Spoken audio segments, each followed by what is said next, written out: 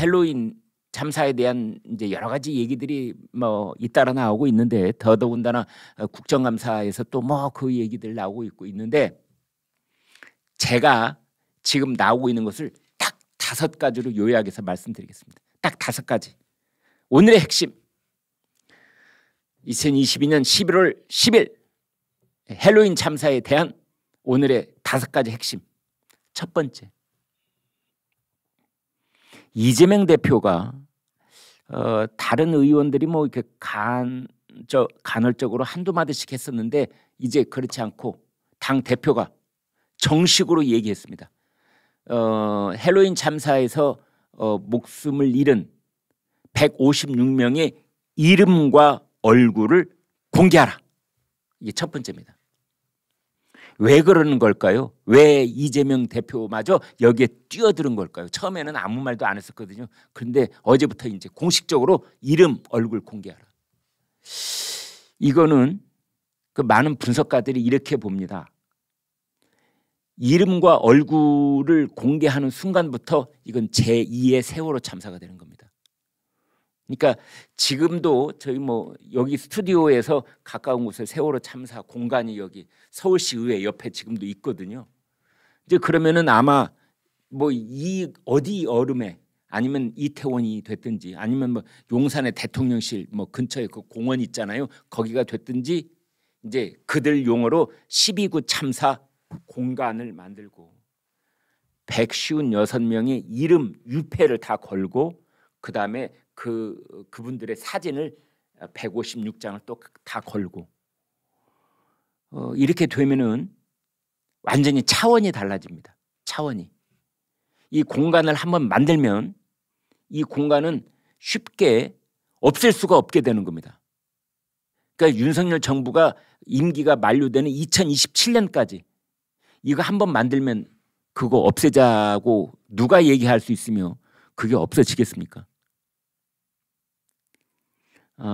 그렇게 해서 이제 하면은 거기에 대한 스토리가 생성이 되는 거고, 이제 156 그분들의 또 개인사를 다 민주당에서 이렇게 이제 찾아다니면서 하면은 거기에는 또 사연들이 다 나오게 돼 있습니다.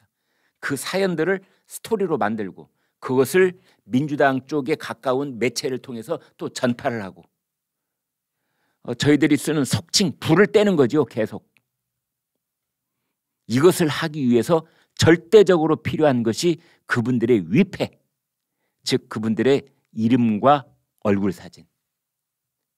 이것이 꼭 정말 필요하다라고 더불어민주당이 판단을 내린 것 같습니다.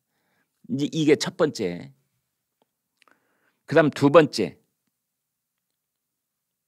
국가가 배상하라. 국가가 배상하라. 세월호 사건으로 그 희생되신 분들이 이런 돈 저런 돈 다 합해서 수억 원의 그 배상을 받았잖아요. 지금 이 헬로윈 참사 그 희생자들에 대해서는 그 장례 비용 뭐 2천만 원 플러스 알파, 저희가 듣기로는 이제 그 정도의 그 국가가 여기에 대해서 그 도와주겠다, 금전적으로 도와주겠다라는 차원에 있는데, 이것을 민주당은 불을 떼서 국가 배상 청구 소송인단을 만들겠다는 겁니다. 그래서 이제 이번에 희생된 156분 그분들의 유족들이 여기에 참여를 해서 아마 민주당에서 이름도 다 가지고 있을 가능성이 있습니다. 그래서 거기에 이제 다 개별적으로 연락을 해서 국가 배상 소송을 우리가 대리할 수 있게 해달라. 그러면 지금 당신이 2천만 원, 야 2천만 원이 그게 뭐 그걸로 되겠어? 그거의 10배, 20배, 30배 우리가 해줄 테니 여기 사인만 해주세요. 이제 그런 작업이 진행이 되고 있다. 그래서 국가 배상 청구인단을 만들고 있는 겁니다. 세 번째로는, 지금 뭐 이거는 여야 할 것 없이 하고 있는 일인데, 재난안전법을 10개 이상 지금 만들고 있습니다. 재난안전법, 정확하게는 재난안전법 개정안. 기왕에도 그런 법이 있었거든요. 그래서 그걸 바꿔서 이제 개정안을 만드는데 그 골자가 뭐냐? 헬로윈 그날 10월 29일은 이태원에 13만 명이 모이는데 주최를 하는 기관이 없었어요. 그냥 헬로윈이라는 날짜만 있었고 사람들이 그냥 자연스럽게 모여들었던 겁니다. 자연스럽다는 말이 좀 어폐가 있습니다만은 모여든 겁니다. 그래서 이제 이 국가재난안전법의 그 개정안의 골자는 뭐냐? 주최 기관이 없는 모임에 대해서는 지방자치단체가 책임을 지도록 한다. 경찰이 책임을 지도록 한다. 이걸 명문화하겠다는 겁니다. 이게 재난안전법 개정안의 골자입니다. 10개나 벌써 발의를 했대요. 참 이것도 보면은요. 법이 없어서 그런 사고 사건이 터지는 게 아닙니다. 네. 저희 11시 김무할쇼에서는 그렇게 봅니다. 그 법을 운용하고 책임져야 될 사람들이 눈을 감고 있거나 귀를 막고 있거나 자기 임무를 제대로 못할 때 이런 사건 사고가 터지는 것이지 거기에 대한 법령이 없어서 이런 사고 사건이 터지는 건 아니라고 저는 봅니다. 그 다음에 네 번째, 지금 국정조사를 요구하고 있습니다. 국정조사. 그러니까 지금 검찰, 경찰이 여기 특별수사본부를 차려가지고 수사를 하고 있는데 압수수색도 하고 뭐 참고인 조사도 하고 그 다음에 뭐 피의자로 입건도 하고 있는데 별도로 국정조사를 하겠다는 겁니다. 이거는 이제 국회에서 통과시키면 하게 되는 겁니다. 169석을 가진 민주당이 하면 하게 될 가능성이 높은데 이 국정조사 하면은 이걸 또 이 수레바퀴를 몇 달 동안 계속 굴리게 되는 겁니다. 그 연말, 연초 또 두고두고 국정조사를 해서 국정조사로 여러분 끝날 것 같습니까?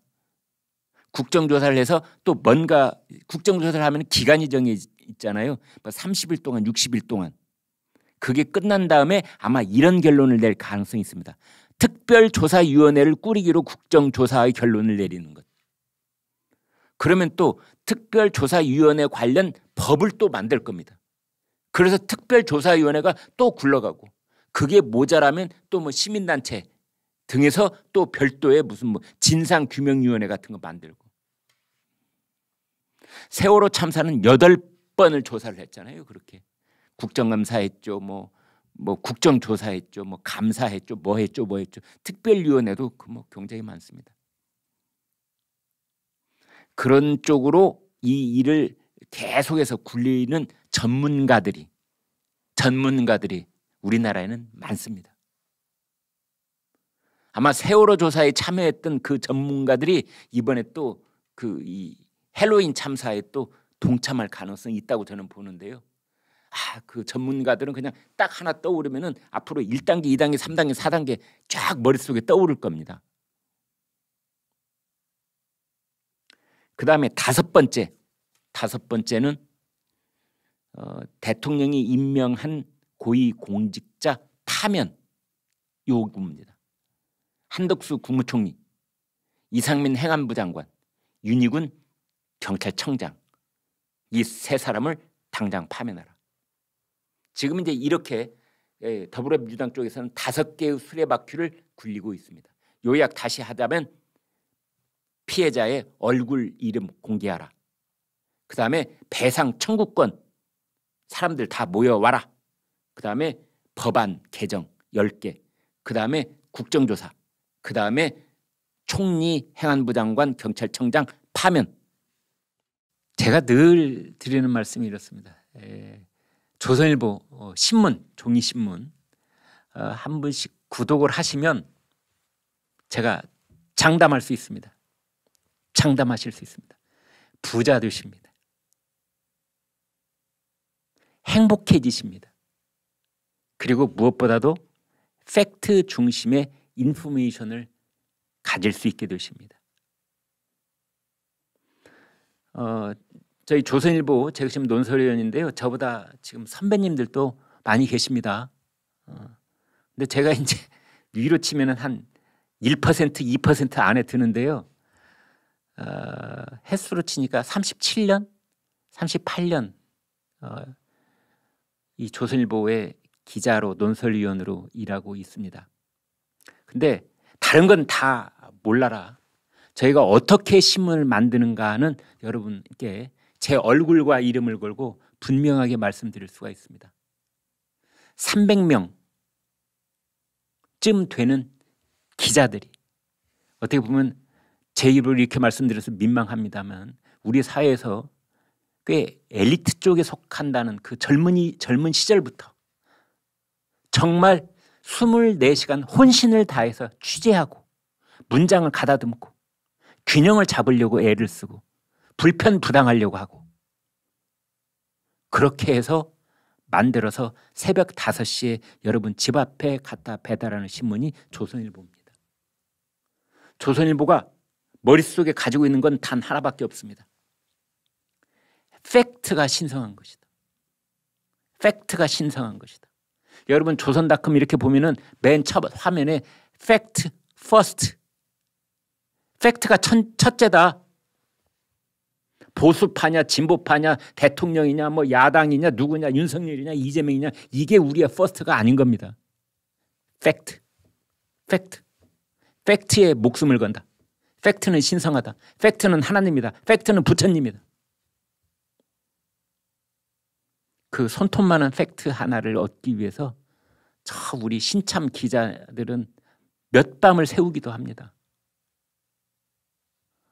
그렇게 해서 노력해내는 그 신문이 조선일보이고 우리나라에서 영향력 1등 이런 말씀을 또 제가 좀 민망합니다. 사실이니까 이것도 팩트니까 우리나라 영향력 1등 그다음에 우리 오피니언 리더들한테 조사를 하면은 명품 신문 1등 발행 부수 1등 구독자 수 1등 밤새 취재를 하고 문장을 본인이 보고 데스크가 보고 국장이 보고 차장이 보고 부장이 보고 이런 과정 속에서 신문을 만들어서 30면의